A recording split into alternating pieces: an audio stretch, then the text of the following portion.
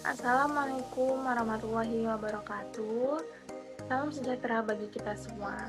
Perkenalkan, kami dari kelompok 7 yang beranggotakan yaitu saya, Rahmaisa Fitri, dengan NIM A1D523056, dan rekan kelompok saya yaitu Anggun dengan NIM A1D523040. Nah, di sini saya mewakili kelompok 7 akan mempresentasikan materi tentang model pembelajaran contextual teaching and learning, group investigation, dan quantum learning.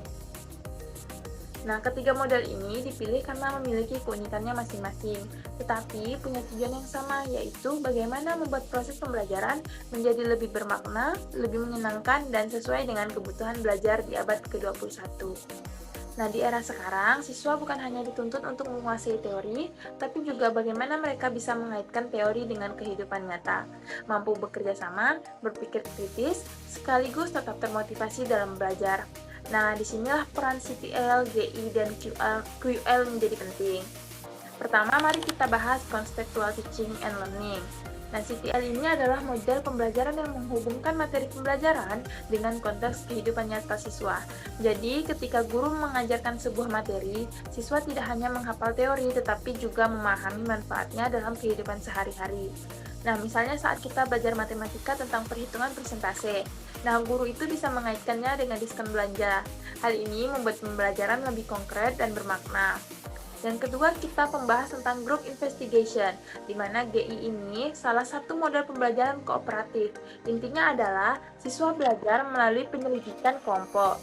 Nah, mereka itu ditugaskan untuk menyelidiki suatu topik, kemudian berdiskusi, menyusun laporan, dan mempresentasikan hasilnya. Nah, model ini menekankan keterampilan bekerja sama, berpikir kritis, dan komunikasi. Nah, yang ketiga itu ada quantum learning atau QL. Nah, QL ini adalah model pembelajaran yang menekankan suasana belajar yang menyenangkan, penuh motivasi, dan bermakna. Filosofinya adalah bahwa belajar bisa menjadi sesuatu yang menyenangkan dan tidak menegangkan.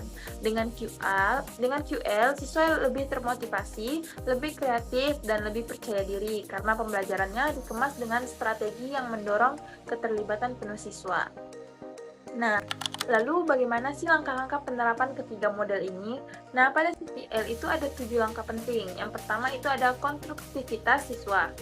Nah, di mana itu siswa itu membangun sendiri pengetahuannya dari pengalaman. Yang kedua ada inquiry, di mana pembelajaran berbasis pada proses pencarian, bukan hanya menerima informasi saja.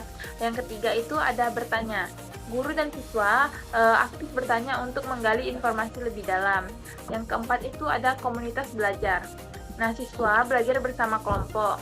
Yang kelima itu ada pemodelan, yaitu guru memberikan contoh nyata yang bisa ditiru. Dan yang keenam, refleksi, siswa diajak merenungkan pengalaman belajarnya. Dan yang terakhir itu ada penilaian autentik, di mana penilaian yang menekankan pada proses dan produk nyata siswa. Nah, pada quantum learning sendiri digunakan kerangka tandur, yaitu tumbuhkan motivasi belajar sejak awal, alami pengalaman nyata agar siswa terlibat langsung, namai konsep dengan jelas agar mudah dipahami, demonstrasikan hasil belajar dengan praktik nyata, ulangi pemahaman semakin kuat, dan yang terakhir adalah rayakan keberhasilan siswa dengan apresiasi. Nah, sementara itu pada group investigation atau GI, langkah-langkahnya adalah pertama, mengidentifikasi topik yang akan diteliti. Yang kedua itu membuat perencanaan bersama dengan kelompok. Yang ketiga, melakukan investigasi atau penyelidikan. Yang keempat, menyusun laporan hasil diskusi. Yang kelima, presentasi di depan kelas. Dan yang terakhir, yaitu melakukan evaluasi bersama. Nah, setiap langkah ini dirancang untuk melatih siswa berpikir kritis, bekerja sama, dan lebih aktif dalam belajar. Nah, setelah kita mengetahui konsep dan langkah-langkahnya, kita masuk ke bagian manfaat. Nah, manfaat CTL ini adalah membantu siswa menghubungkan teori dengan kehidupan nyata. Misalnya saat belajar biologi, nah, tentang fotosintesis. Guru bisa mengajak siswa mengamati langsung tanaman di sekitarnya. Dengan begitu, pemahaman siswa tidak hanya teoritis tetapi juga aplikatif, dan ini sangat melatih kemampuan berpikir kritis mereka. Nah, selanjutnya ada manfaat QL adalah menciptakan suasana belajar yang menyenangkan. Bayangkan jika setiap kali masuk kelas, siswa sudah merasa senang, bukan tertekan. Melalui QL ini, motivasi mereka meningkat, kreativitas mereka tumbuh, dan rasa percaya diri juga berkembang. Nah, guru bisa menggunakan musik, permainan, atau metode kreatif lainnya untuk mendukung pembelajaran. Nah, sedangkan manfaat GI adalah melatih keterampilan sosial siswa. Dalam kelompok, mereka belajar berkomunikasi, berkolaborasi, dan berbagi ide sekaligus belajar mandiri. Nah, dengan begitu, siswa tidak hanya pintar secara akademis, tetapi juga memiliki soft skill yang sangat penting untuk kehidupan nyata.